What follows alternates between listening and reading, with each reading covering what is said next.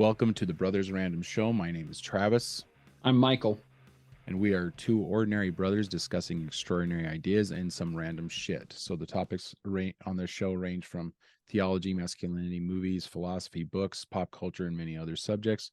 We often talk about the people we admire and the wisdom that they share. People such as Jordan B. Peterson, who we believe is the sage of our time. Michael, what's our subject today? Today we're talking about books. We do a lot of movie talk. I think that just something that we both love. But as we've gotten older, we've really delved deep into books, just kind of a love of learning and growing. And so we're talking about that today. Both of us, before starting recording, we were talking about how we actually, growing up on a polygamous compound, we didn't read very much growing up. Not that we didn't have access to it was books. Encouraged by our mother, but not by our father. I would just say that. Yeah. Dad was not much of a reader. I think he tried to be in his later years.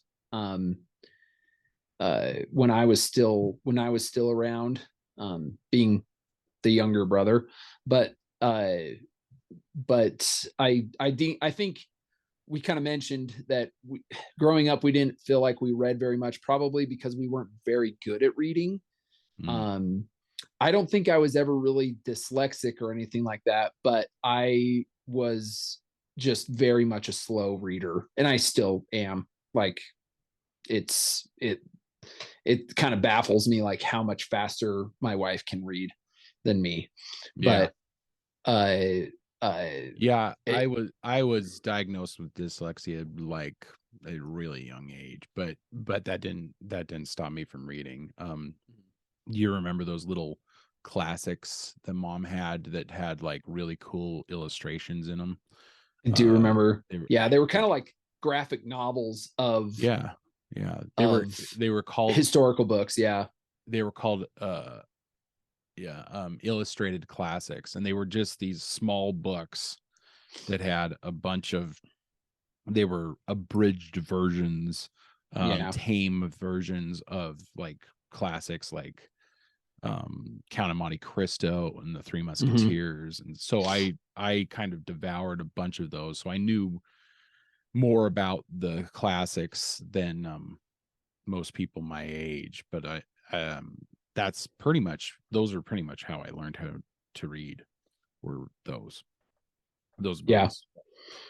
And as an older person, I've gotten into books a lot more, and the last several years have been more about audiobooks than anything else, just because when you're busy and you're doing your own work, you tend to not have any time to actually sit and appreciate a good book, and I've tried to get better at sitting down and actually reading a book. I want to try doing it more so that my children see me sitting down, being calm, not freaking out about the rest of the world and our access to everything on our phones. Scrolling on your phone, right? And that's one reason because I like to read Kindles on my phone, but I hate to just do that in front of my kids, where they have no idea if I'm scrolling Facebook or if I am reading a book, right? So I've tried to integrate in my home a little bit more of me just sitting and reading a book. I mean, my children, it will be a lost art to be able to shut off the world. Yeah. Well, and they just recently, I was listening to somebody's podcast who talked about the recent study isn't necessarily it's not necessarily reading to your children that brings them into the love of reading. It's more them seeing you read. So regardless of whether you read to them or whether you sit down and read a book of your own, if they're watching this, then they know that it has this importance. I forget what podcast I heard that on, but yeah, they've recently done these studies where it's like, it's not necessarily reading to your children, although that's good. It's them seeing you read. And if that's if that happens often enough, they realize the value of it, which I think is something. It's something of a dying thing. It's like you're right. It's so hard not to sit and just scroll through this damn thing. So yeah, and it's tough because and it happens a lot where I'll be sitting down reading a paper actual book, and the temptation to just stop and look at my phone is still really high. Like it's always kind of there. And that's also the problem with reading on my phone, is the fact that you're there, you have access to everything else. And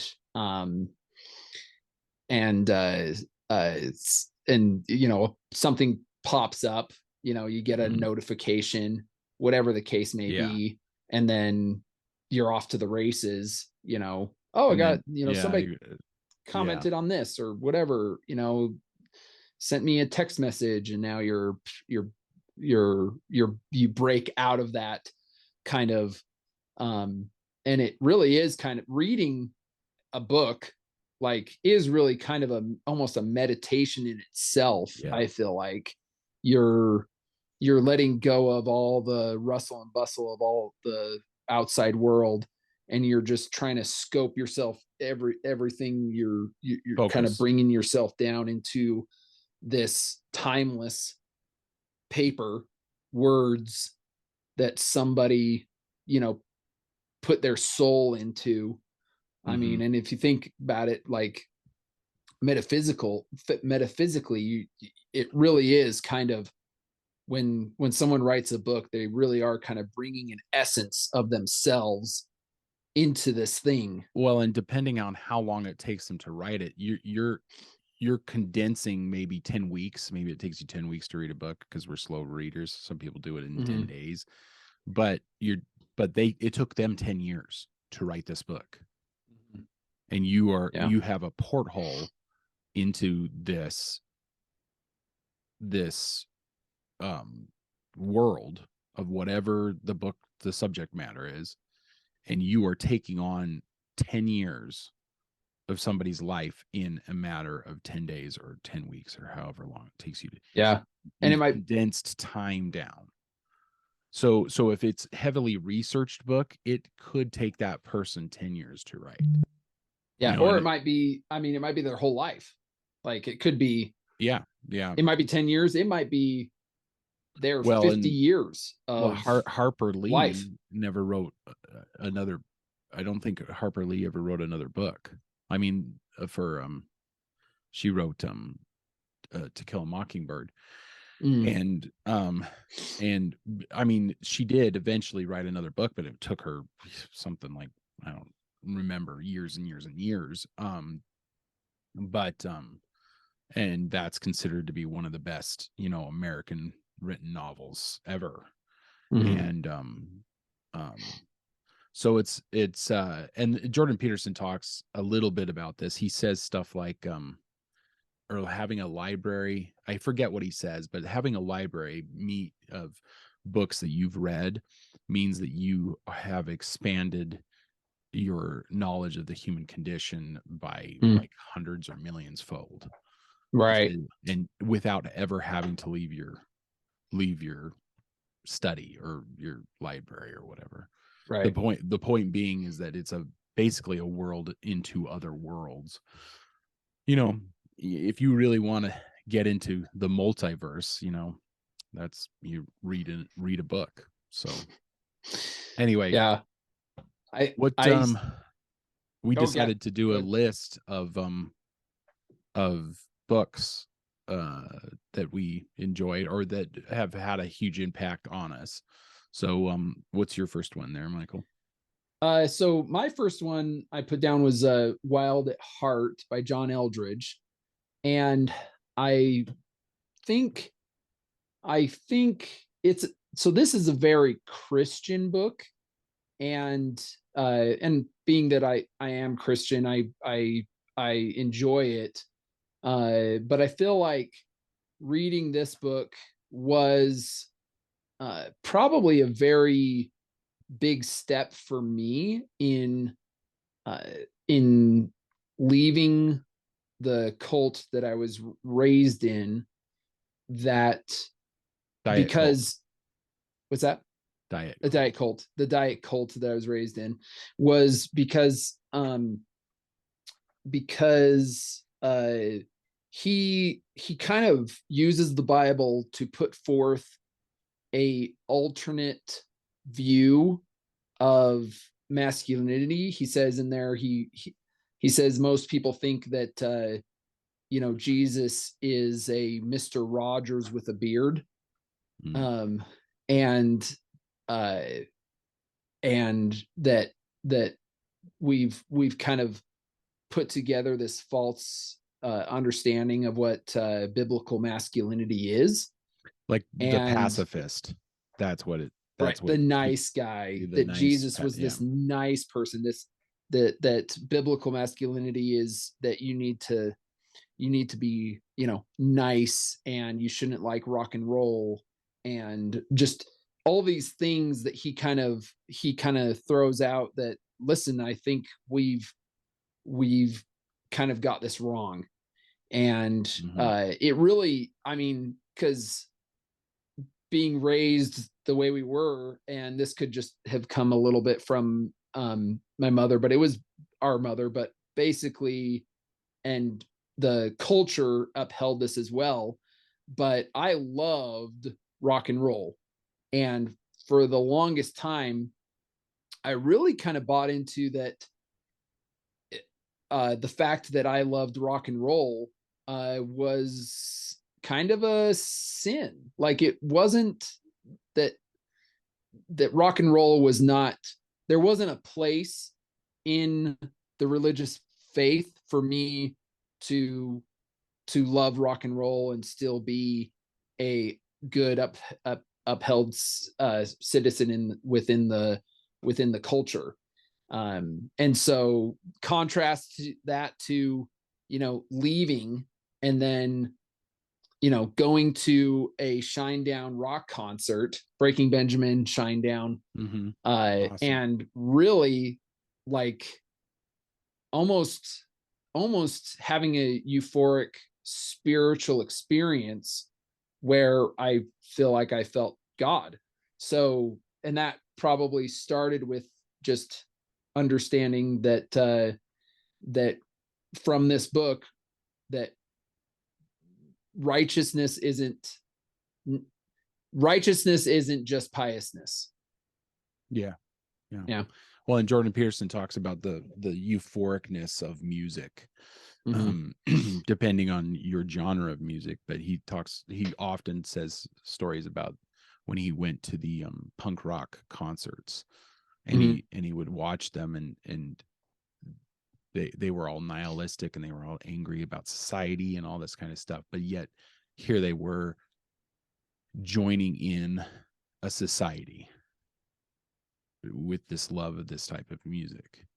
So it was inherently self-contradiction, and only music does that. According to Jordan Peterson, that the science still can't really grasp why music touches people. Yeah. So that's, and I agree, that was a big problem in our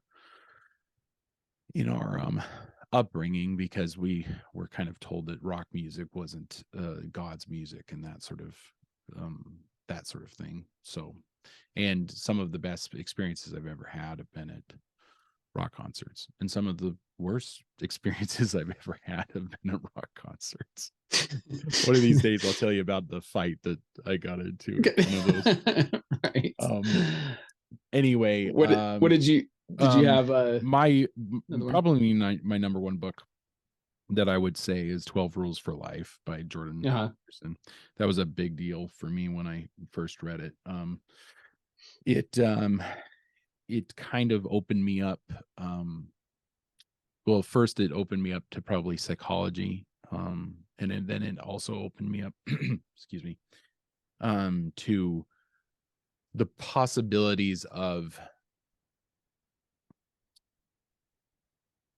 stuff outside of my own life, and it kind of just expanded my knowledge of pretty much everything, I would have to say. I was already listening to his videos at the time that I read it, but it did have a pretty big impact on me, and I'll reread it occasionally, or I should say re-listen to it, now that I can't read as much anymore. But that's a big one for me, that book. His sequel to that book, I liked it. I wouldn't say it had as big of an impact on me. So I'm so looking forward to We Who Wrestle with God. Yes, that oh my gosh. I like the pressure's on, JP, but yeah. I'm looking forward to that book. I can't wait till it comes out. What was not to go back too far, but what was something like in high school that you read that was a big deal for you? Oh gosh, I really loved Dan Brown's The Da Vinci Code. Oh yeah, that was everybody was into that. That when I was in so it was probably right when I was in high school that came out. You were probably in college. Yeah, I remember.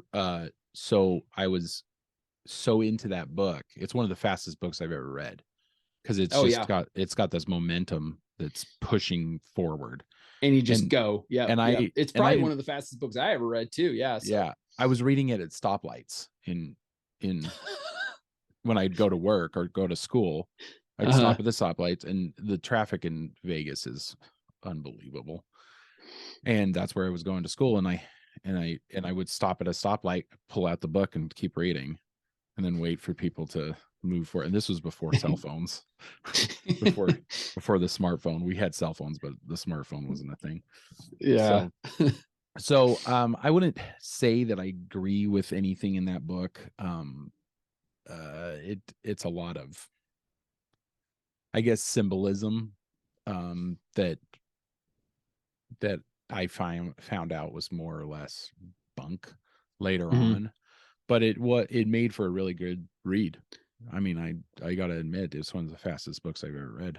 Yeah, and I loved his Lost Symbol, which was the same series, but they never made a movie of it. So they actually skipped that book. Yeah, because they made 3 movies and they skipped Lost Symbol, which was my favorite book. That was my favorite. So did you read all of that series then? I didn't read the last one. Oh, okay. All right. Yeah, I don't think I read the last one, and then also consecutively did not watch the movie. But and I just read that one book. I read somewhere that he really hated the Catholic Church, and he was trying to bring it down or something along those lines. Dan Brown. I'm talking about Dan Brown, but yeah. So it kind of put me off, and I was like, I don't know. As much as I don't adhere to any one particular religion, I also don't want to tear religions apart. Yeah, like a lot of people tear them down. Yeah. I don't feel the need to do that. In the Lost Symbol, the kind of somewhat the heroes of the story are the Masons. And this might have been where I first started thinking that I wanted to someday be a Mason. A Mason. Yeah. But I really liked how they kind of enveloped a little bit into that book, the kind of Mason ethic, Masonry ethic. But but yeah, it did seem like throughout the series that he was kind of a little anti-Catholicism. Yeah. I liked Dan Brown, but there was another book, and I don't remember the author, but it was The Last Templar. Did you ever? I heard about that book, but I didn't read it. I liked that one too. They tried to make a stupid movie of it that ended up just being horrible. But I actually The Last Templar by Raymond, how do you say his name? Khoury, something like that. It's Khoury.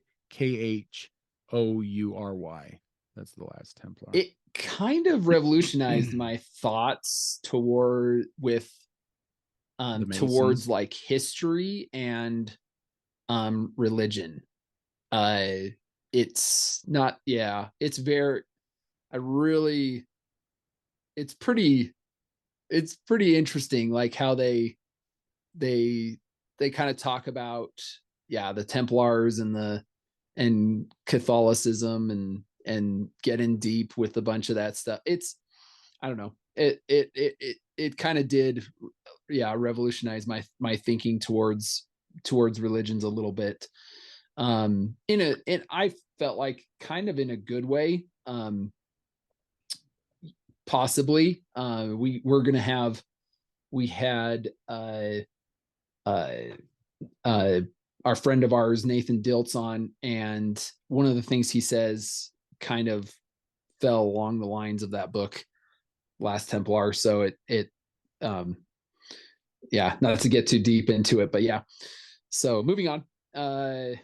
This is mostly required reading in high school, but Ray Bradbury's Fahrenheit 451 really did a number with me. I really liked that book when I was growing up, when I read it in high school.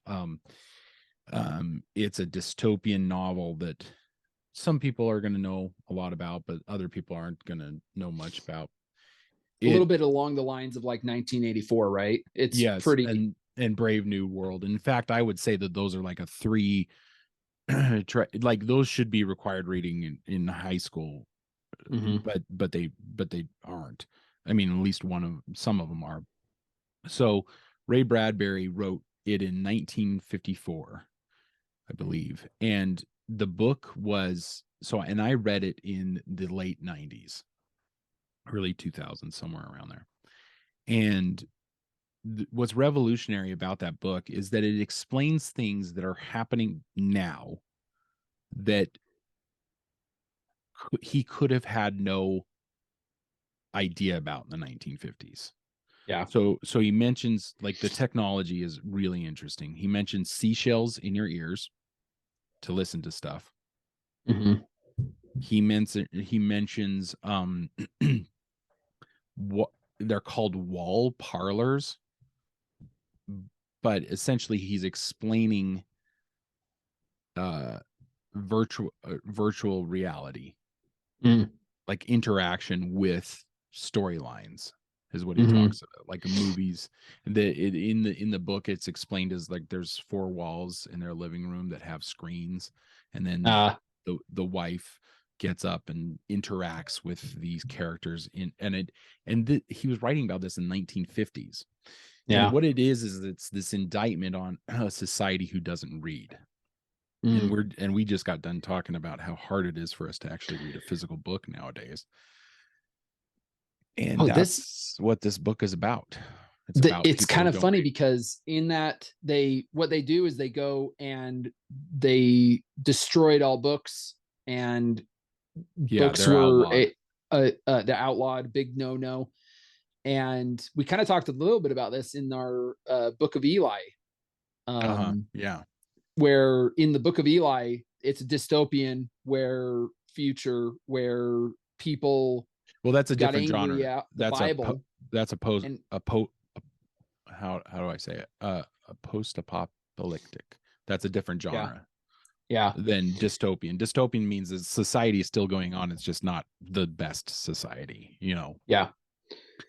So, yeah, but finish your thought. yeah. Anyway, he talks about they destroyed the Bible, but they kind of just in a essence they kind of just destroyed all books because it I mean, spoilers, the book he goes to a place where they want the Bible. They couldn't find the Bible. They had a bunch of other books, and this was kind of the same with Fahrenheit 451, where at the end he is kind of enveloped into a society that is trying to restore books. Yes. And they're like off of memory. Yeah, from memory. Yeah, They're off of memory. Yeah. So I bet you it would be interesting to find out, but I bet you anything that they use for Fahrenheit 451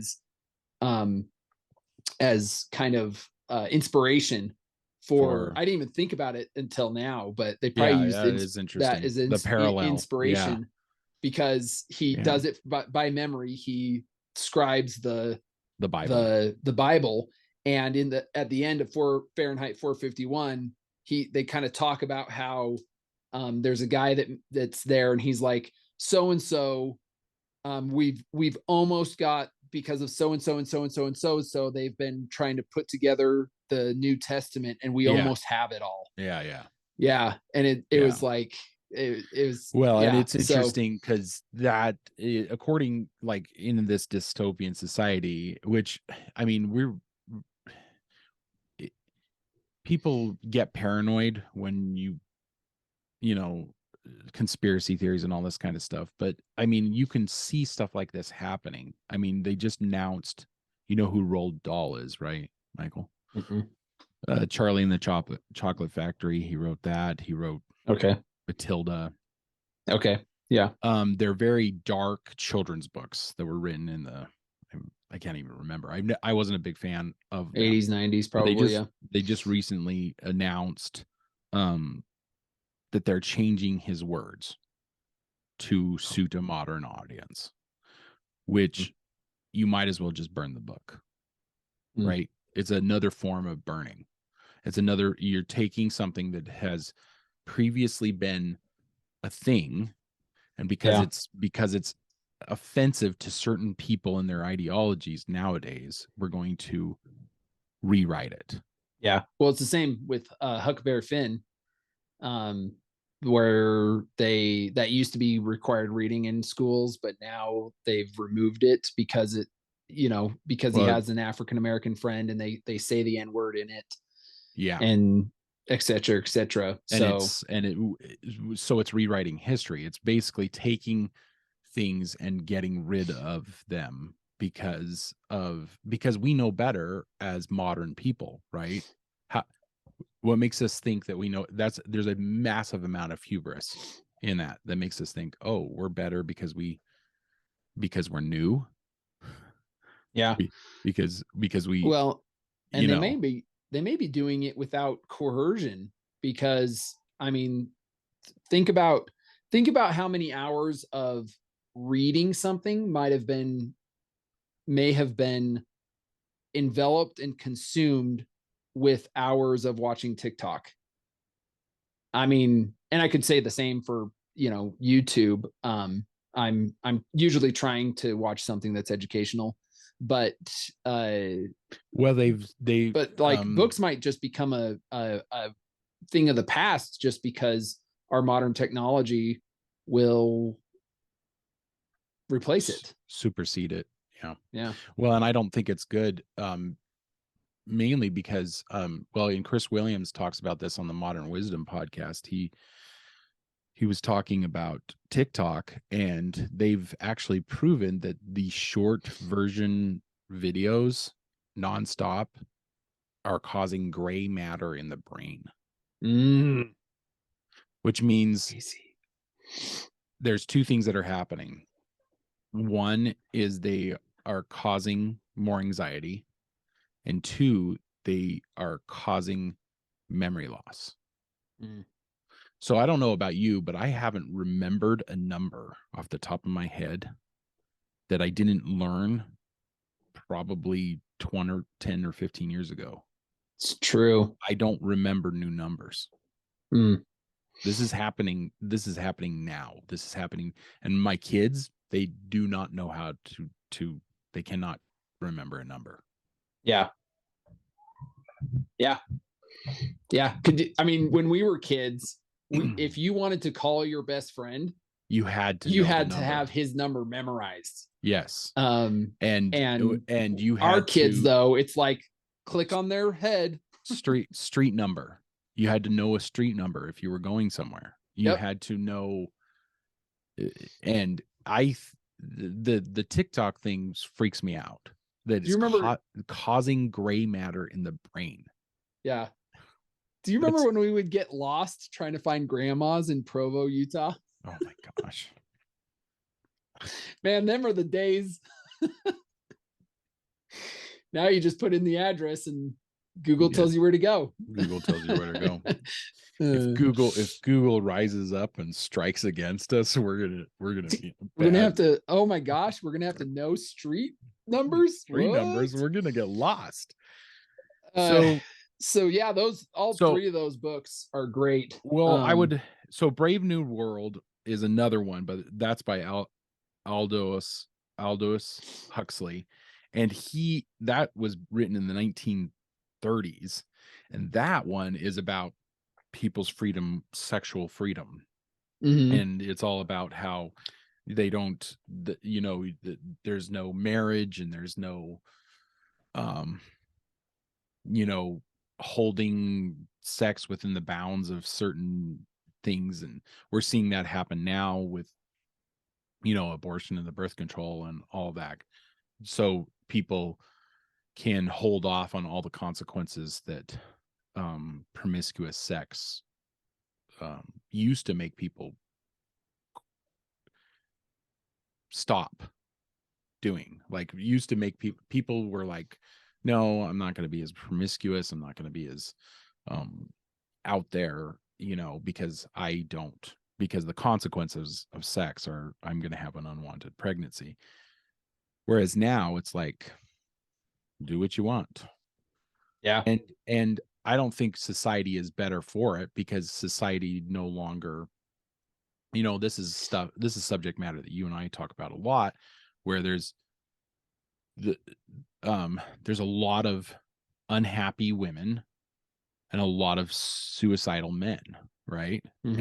And so the uptick in suicide in men is just skyrocketed in young men, and women are unhappy because they were told something about, make career your biggest thing, and once they've gotten through their career, they're like, well, now what?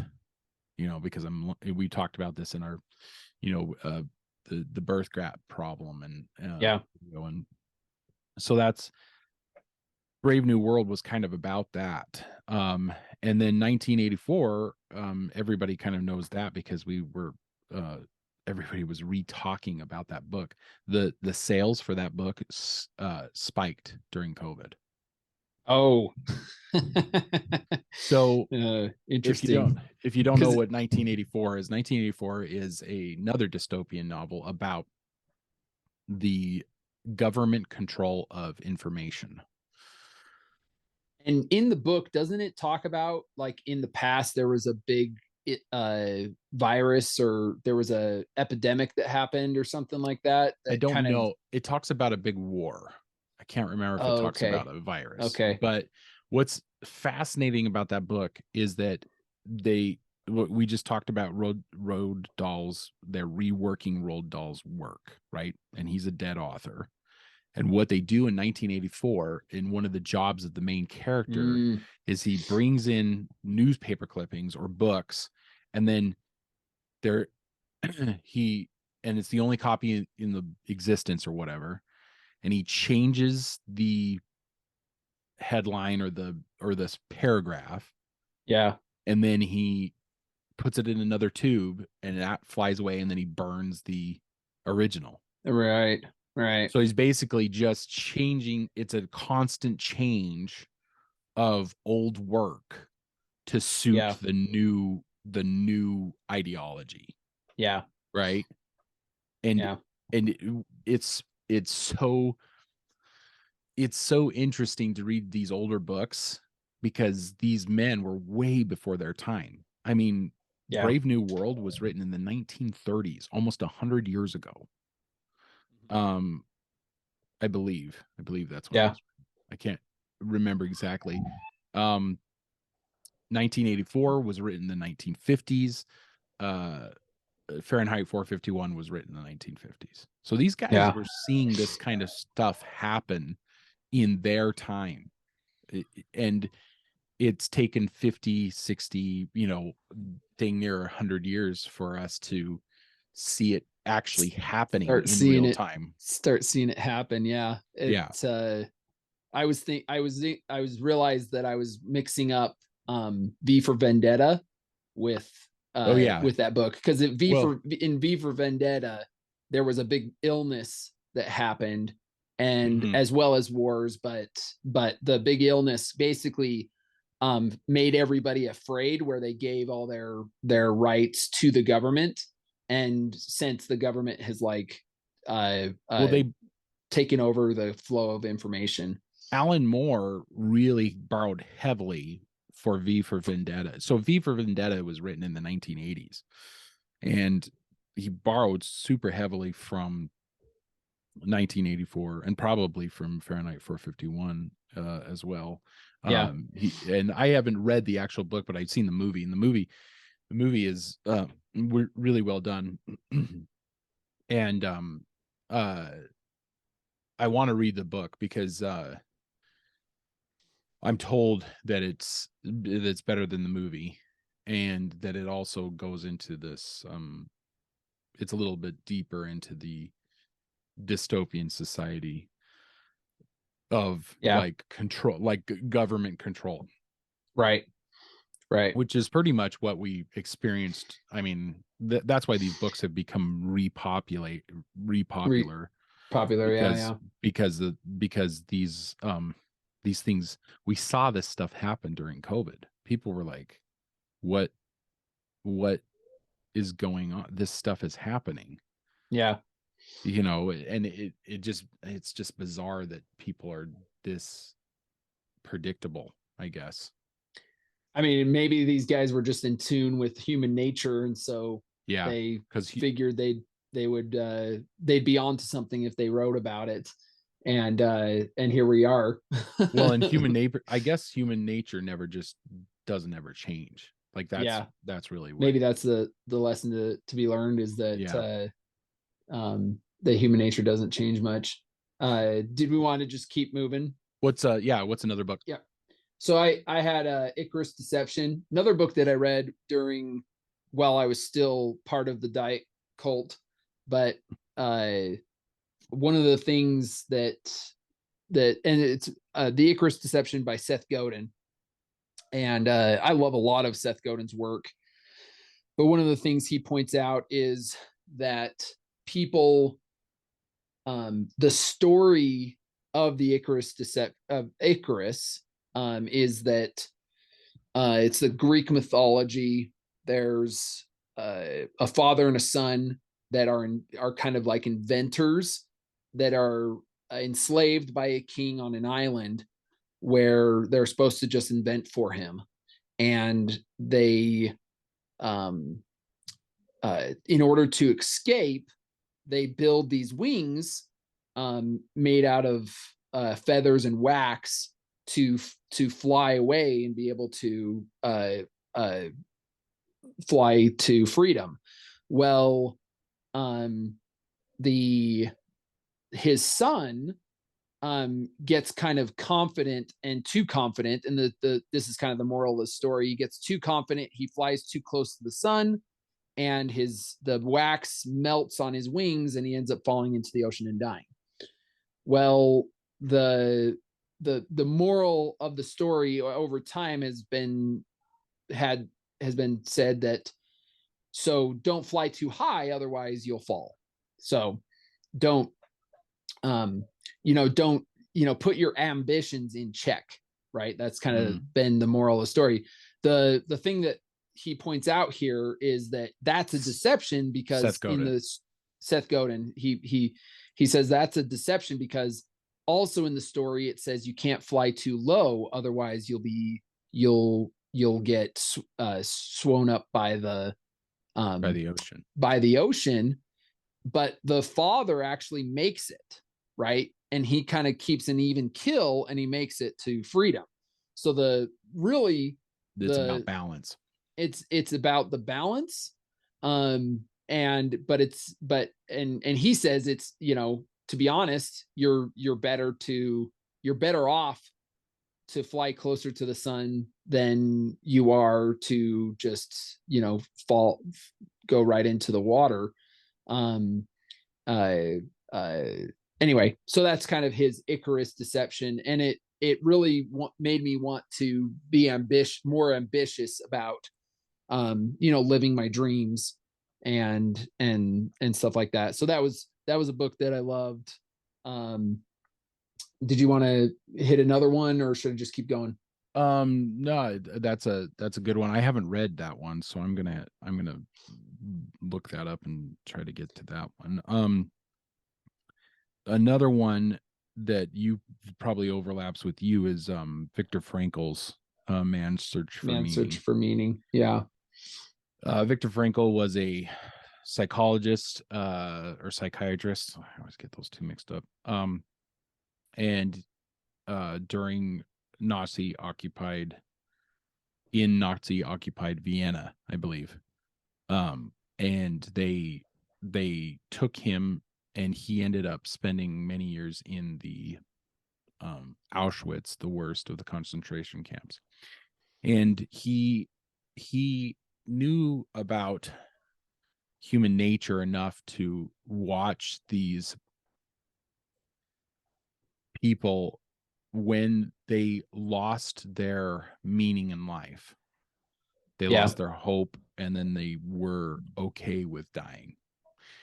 And what kept people alive were the what he likes to call the logos therapy. It was basically purpose driven life. It was a purpose, and his purpose was to get out and finish his manuscript that he had been working on for many years. And he had already had these ideas in his head when he was put in the concentration camp. And then he observed, like, one of his inmates, his purpose was to find his daughter that he knew had gone with, I believe, her grandparents to another unoccupied country. And his goal was to get out, and that guy lived. He says that guy lived, he got out. I don't remember if he said he was ever reunited with his daughter or not, but basically the reason people were dying or letting themselves die from hunger and starvation and privation, I guess is the whole thing, were the people who had a purpose outside of themselves. Yeah. My biggest takeaway from that book was that he really lived this and talked about and taught this notion that basically everything can be taken away from you, but no one can take your mind. That no one can take your soul. And that, because the worst of the worst, he was in a concentration camp where he owned nothing, and his captors could take his life at any time for no reason. And they took everything from him, but his response to that is that everything can be taken from you, but you are the one that has control of your mind and your soul. And that's what I remember Tony Robbins saying, that was one of his number one books that he would recommend to people, for that fact that he was there in the worst of the worst, but still had control of his mind. And so everybody nowadays can do that. The mind is the most powerful thing, and you can, no matter your circumstances, you can have control of how you react to whatever circumstances, and that's freedom. Yeah, that's and it's a great book. It's on a lot of people's number one list. I would say probably half the people you and I listen to, it's probably on that list. It's probably on their like top list. Yeah. And I would encourage people to check out his videos. They're old, ancient cuts of Viktor Frankl, and his accent is so thick it's hard to understand. But he has some extraordinary topics that he talks about. Really? Oh, yeah. Are these on YouTube? Yeah, they're on YouTube. You can find. Dude, I gotta check that out. There's one, Michael, that is so good. I just a little bit of a tangent. And it's not in his book. I don't think it's in his book. But he was approached by a man whose wife had died, and the man was just overcome with just debilitating grief. Yeah. And he said, think of your pain, and think of it this way: you have given your wife a gift by remaining here, because if it was her in your shoes, she would be feeling the same pain. And that's a powerful notion for anybody who's feeling pain over somebody's death. You've taken that on. And he said that man never had to come back to his office. So that's one way to console yourself in that kind of dark, debilitating pain, when somebody dies and somebody that you love dies. Anyway, I learned that from one of his videos. And to quote Yoda, like, the fear of loss can be the path to the dark side. Yeah. Death is a natural part of life. Yeah. Death is, if anybody wants to check out that short. You got another one? Yeah. So The Alchemist. Did you end up listening to that? I haven't listened to that one. No. Oh my gosh, dude, The Alchemist. It's by it's the hero's journey. Who's it by? I mean, in a nutshell. Paulo Coelho. Okay. Paulo Coelho, Coelho. He's so the book was originally written in, I believe, Spanish, because he's from Brazil, I want to say. Or Portuguese. Yeah, maybe. So, but I don't know. It definitely my top 10. It's one of my favorite books. What's the premise of it? Well, it follows a young shepherd. Basically, a young shepherd has an interaction with and this it delves a little bit into esoteric mythology, I guess you could say, because he has a run-in with Melchizedek, who he notices is wearing the Urim and Thummim. So this is a LDS guy, or no, no, he's not at all. So, but that's what I say. It just kind of delves into a little bit of the esoteric mythology. Yeah. He and Methuselah, or not Methuselah, sorry, Melchizedek kind of I guess encourages him to like go out into an adventure, and he does, and he goes out on an adventure, and ends up finding the girl, and it's kind of him seeking for treasure, and it just it bumps and bruises along the way, but ultimately through facing the adversity and things like that, he gets gold and the girl. I mean, it's quintessential. It's more of a hero's novel journey. It's a novel. It's a novel. Yeah. Okay. But it's been very pointed out as kind of a self-help novel, because he points out principles throughout it, being, even though it's written as a novel, he points out a lot of self-help type of things. Type stuff. Huh. Yeah. Okay. For sure. That's a good one. I got to check that one out then.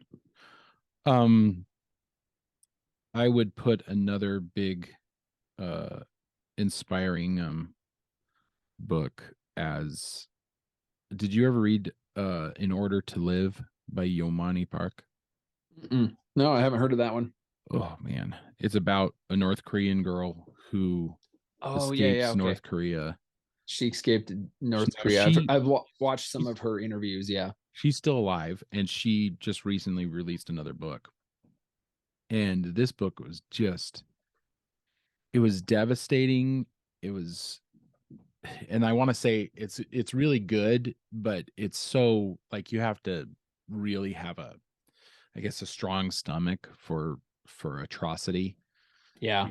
And it really makes you appreciate, because so she escaped in the early 2000s, I want to say like 2005 or something like that. Didn't they end up in China and she had to be a prostitute in order to make ends meet? Jeez. She became a cam girl and then got from there to South Korea, from South Korea to United States.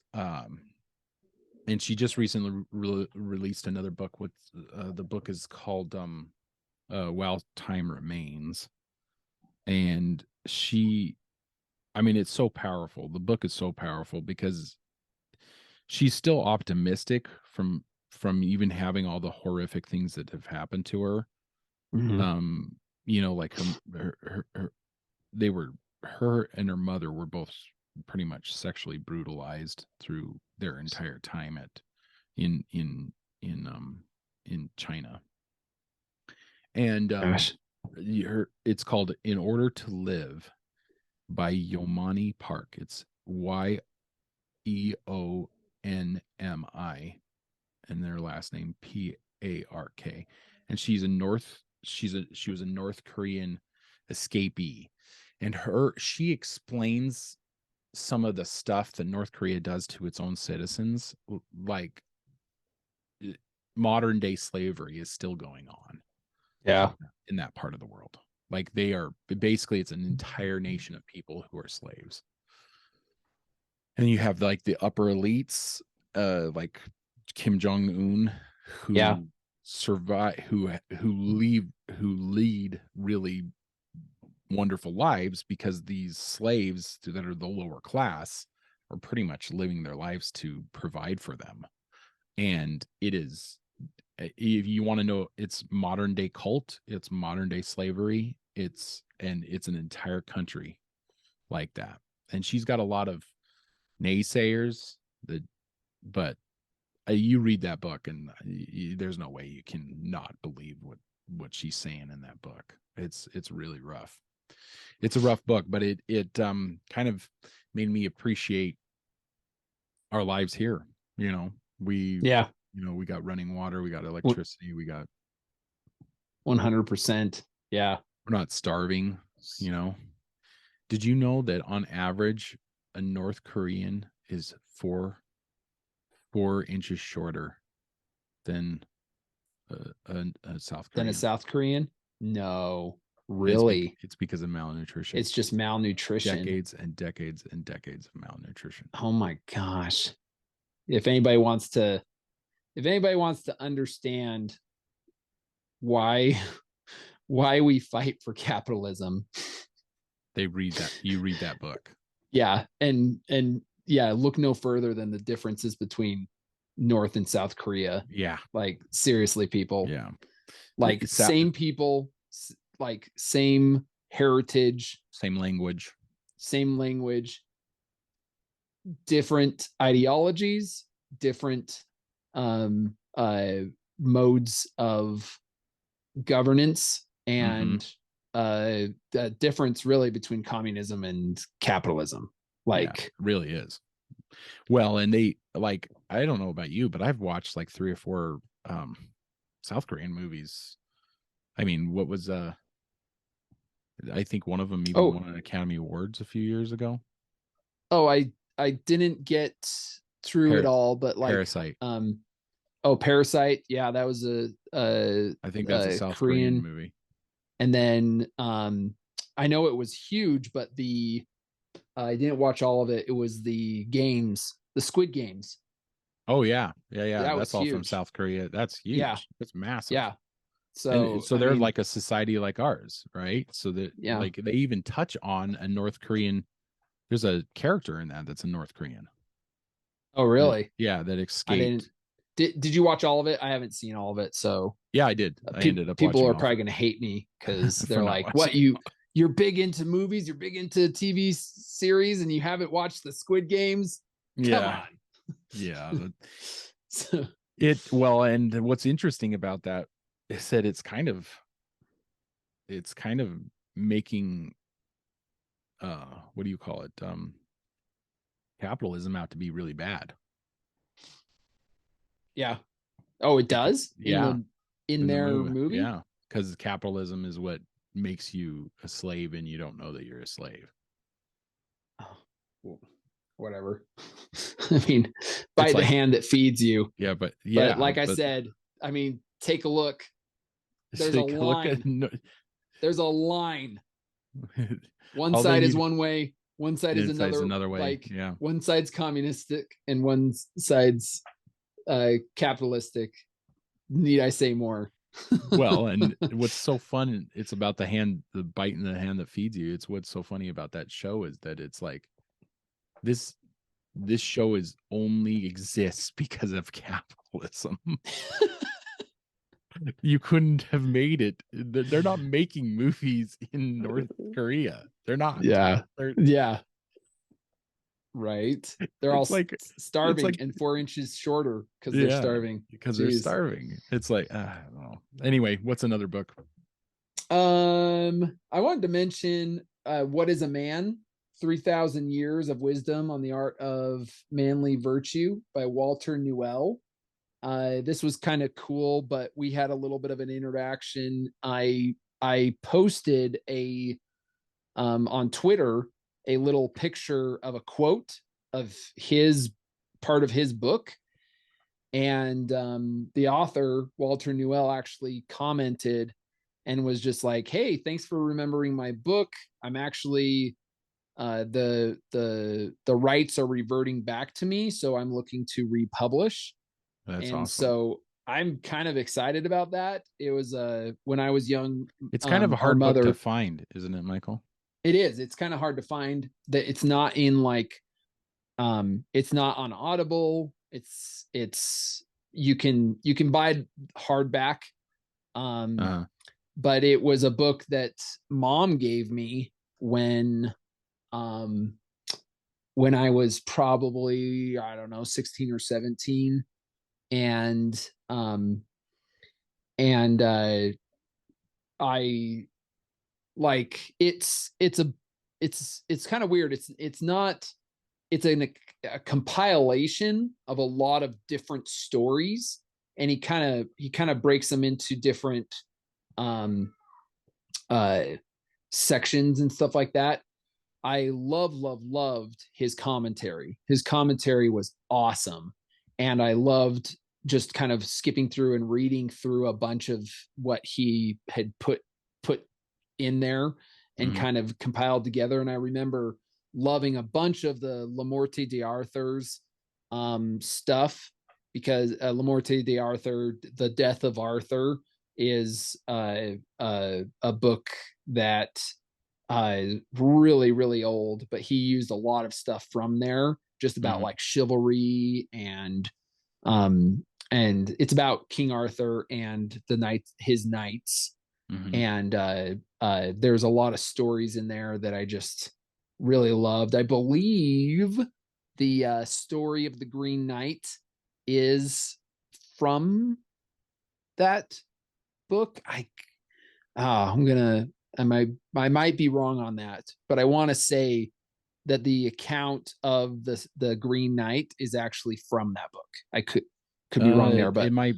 I think that's an ancient, like one of those ancient texts. It's called Sir Gawain and the Green Sir Knight. Gawain. Yeah, because he talks Yeah. about Sir Gawain and his escapades a bunch in that book, the Le Morte d'Arthur. Yeah.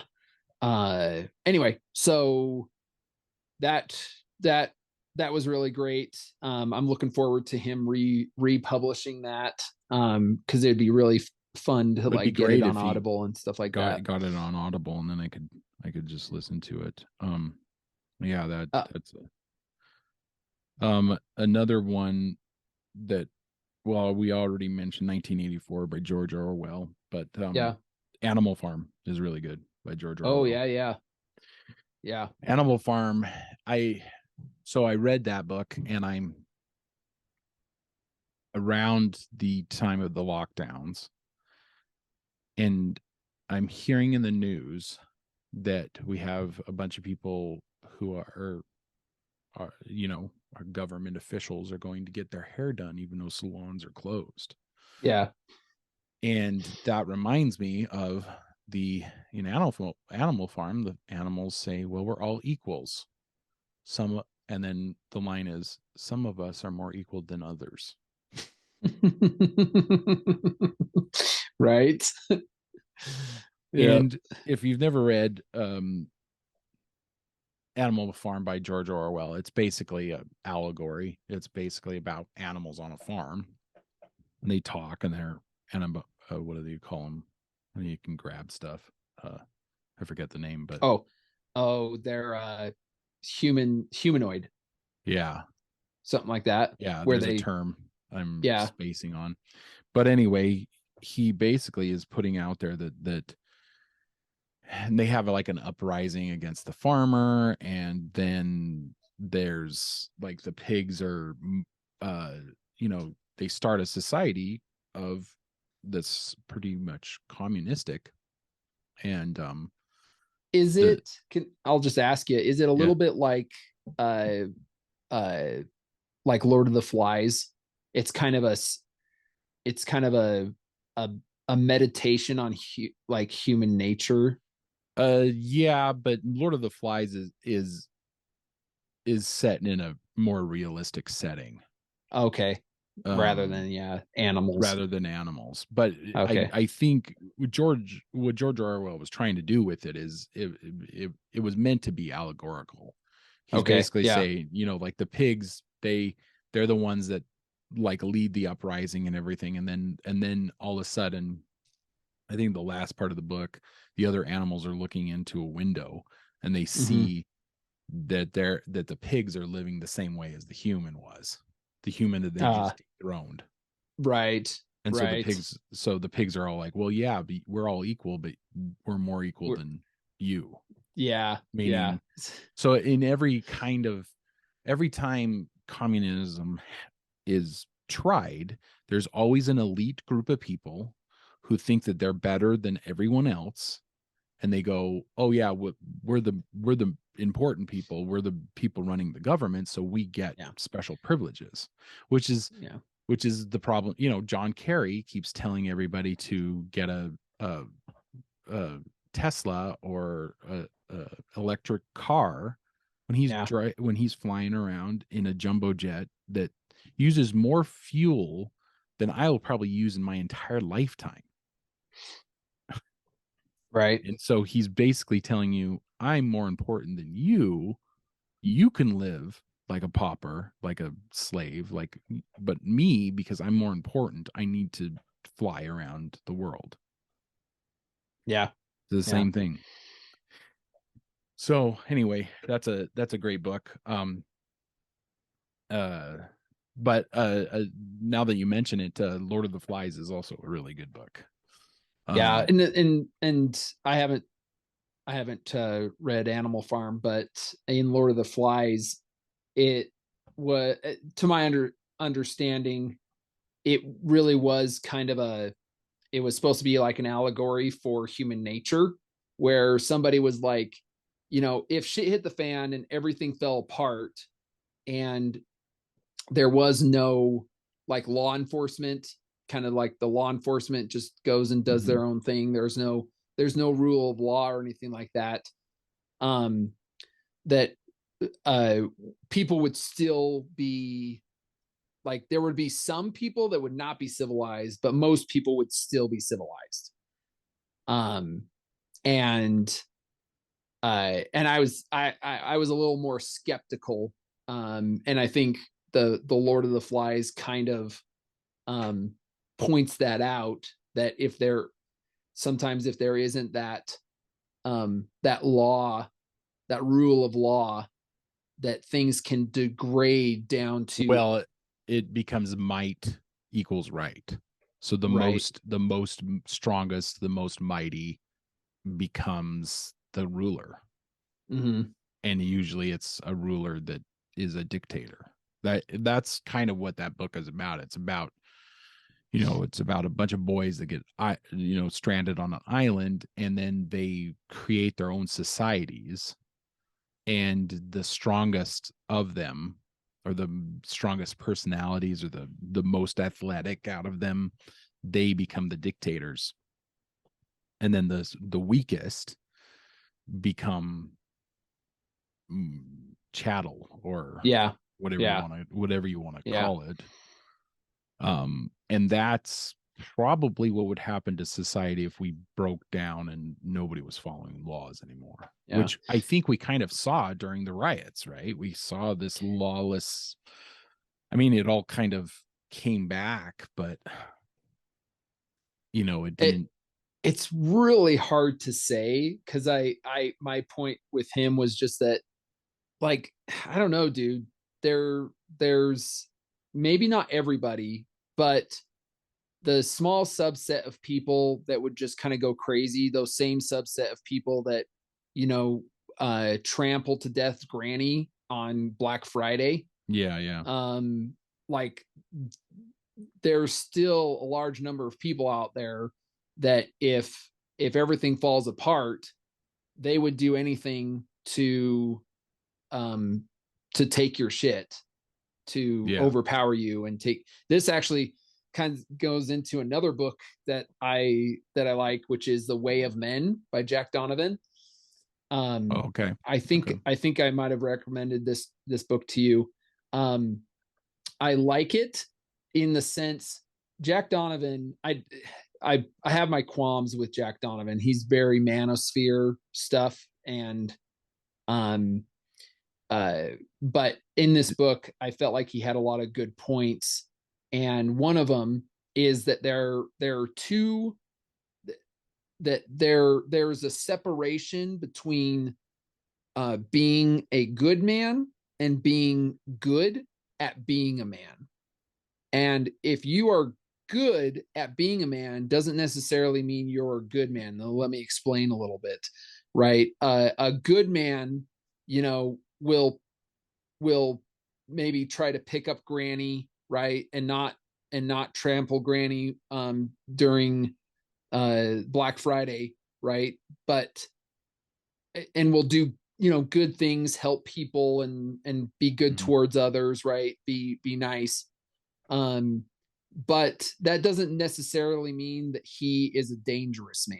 This kind of goes a little bit to our virtuous monster kind of ethic, right? That we talk about a lot, which is that a man that's good at being a man is going to be strong, is going to be mighty, and good at like manly things, which would be like being competent in work, knowing a skill, these kinds of things, but also like be dangerous, right? And but he doesn't necessarily need to be a good man. So a man that's good at being a man might overpower a good man and take his shit. It's kind of a bleak thought that there are powerful men out there that if if push came to shove, would just beat the shit out of they would smaller men or less powerful men. They'd exercise dominion over other people. Right. So yeah, it's not always. Yeah, I wouldn't. But then the definition, it kind of breaks down in definitions, right? Because then he's not really a great man. He's just what do you call it? Competent or whatever. He's not a good man if he's exercising dominion over another person. Right? He's not a good man. So the good man would be a moral man. A moral person that's not going to rape, pillage. He's gonna use is that his wits. Is that his case in that book? Is that the he's trying to draw the line there in that book? Yeah, he's trying to just emphasize to people that just because you are a good person doesn't mean if things go bad that there isn't somebody out there that's better at being a dangerous man than you, that's just going to come and take your shit. Well, he's going to exercise dominion over you. Yeah. So so not only do you have to be a good man, but you also have to be. So this comes back to the virtuous monster. Yeah, Jordan Peterson. Just because you're nice, a rabbit is nice, but a rabbit just doesn't gets eaten. Taken out. So yeah, if you want to be virtuous, you have to have some teeth. Like you have to be able to be a monster. Yeah. I was watching Daredevil last night, and the show, the show, not the Ben Affleck movie. No. Or the new one that's coming out, whatever that is. No, the one that was made by Netflix, but is now on Disney Plus because Disney owns it. Yes. Which was unfortunate because now Disney's I think Netflix did a great job and they're coming after him as they always do. They got him in She-Hulk with the walk of shame. It kind of degraded the character. Thank you, Disney, for ruining everything that we love. Although I didn't see the movie, I did love the clip where they introduce him into Spider-Man. He catches the brick. I thought that's pretty fun. Anyway, I was watching that, and it's great to see this kind of portrayal of being good, but also backing up goodness with the ability to be a monster. Yeah. I love it portrayed in and we talked about it in the Sisu trailer. Mm-hmm. It looks like they're gonna touch on this a little bit. He's a competent man that can do carnage and mayhem, but he's gonna do it towards those that need carnage and mayhem placed upon them. Delta, like an avenging angel, or the when I've used this analogy before, the sheepdog analogy. So if you're a sheepdog, you've got teeth, but you're also capable of being very gentle and kind, and you protect the sheep against the wolf. Yeah, it's your duty to do that. So that's really what that comes down to. I think any quick recommendations as far as books? I don't think we got much more time to go deep into any of these. So I would recommend the 48 Laws of Power by Robert Greene. Oh yeah, I thought that was really another good. One that I've never listened to. He definitely does not make a moral stance. He's saying these are 48 laws of power. I'm not making a moral stance on whether these laws should be used for good or not. He's just stating them how he sees them. He goes into a lot of history. a lot of history. It's a huge and book too. it's I've heard a lot of people talk about that book. It's interesting. I would like recommend Meditations by Marcus Aurelius.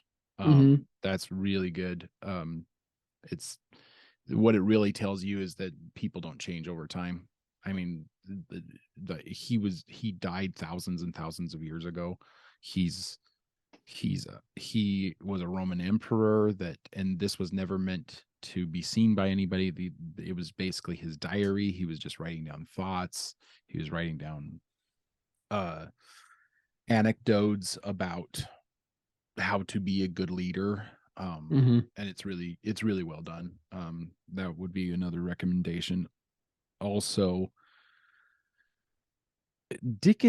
Charles Dickens gets a really bad rap because a lot of people think he's boring, but the older you get, the older I get, the more I appreciate him. I had to read Oliver Twist in high school. I was the only one who read it. Everybody else looked up, everything online, so they didn't have to read the book. It's Tale of Two Cities is really good. A Christmas Carol is really good. I can't say enough good things about him. His prose are like poetry. That might be why it pisses people off. It's because it takes so long to say one thing. But it's if you enjoy language and you enjoy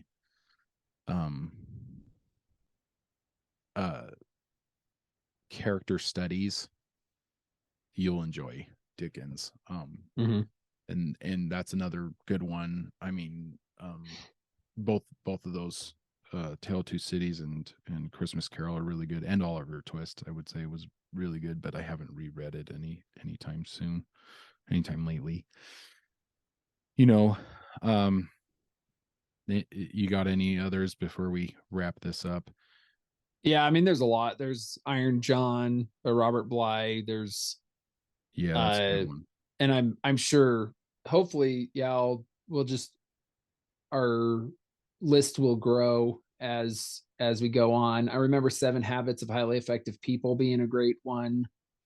The War of Art by Stephen Pressfield is really good. Stephen Pressfield is a very fascinating person. So he's really good. I think I already mentioned like Harper Lee's To Kill a Mockingbird. That's a little cliche nowadays, but it's a really good book too. So there's some stuff in that about the virtuous monster that never gets played. Atticus Finch is like this soft-spoken lawyer, but this never gets put in the movies or the plays or anything. But early in the book, he has to shoot a dog because a rabid dog, and he's an excellent shot. And she talks about his years as a war veteran. Kind. And it's very brief in the book, but it's interesting that Harper Lee put that in the book, and it's never touched upon in the movies. Nobody knows anything about this usually, but I found that really great because he has to shoot this dog, and he's an excellent crack shot, right? But he never has to use it, but he's capable of using it. Interesting. Goes back to that. So it's a interesting thought that I had last time I listened to that book. So anyway, brother, I think we're gonna bring this to a close. It's always fun talking this stuff with you. Hopefully some people got some what do you call it, value out of this. Do you want to rattle off our socials? Twitter, Brothers V Random. Our Instagram is the Brothers Random, and our if you want to email us, brothersrandomv@gmail.com. Or email us, let us know what you guys think about stuff. We're just cracking along with this, we're growing. we're gonna try to get other people, more interviews on board. We just did our first one, and yeah. In the meantime, keep reading, keep listening, keep watching, learn more. We'll see you, brother. See you, brother.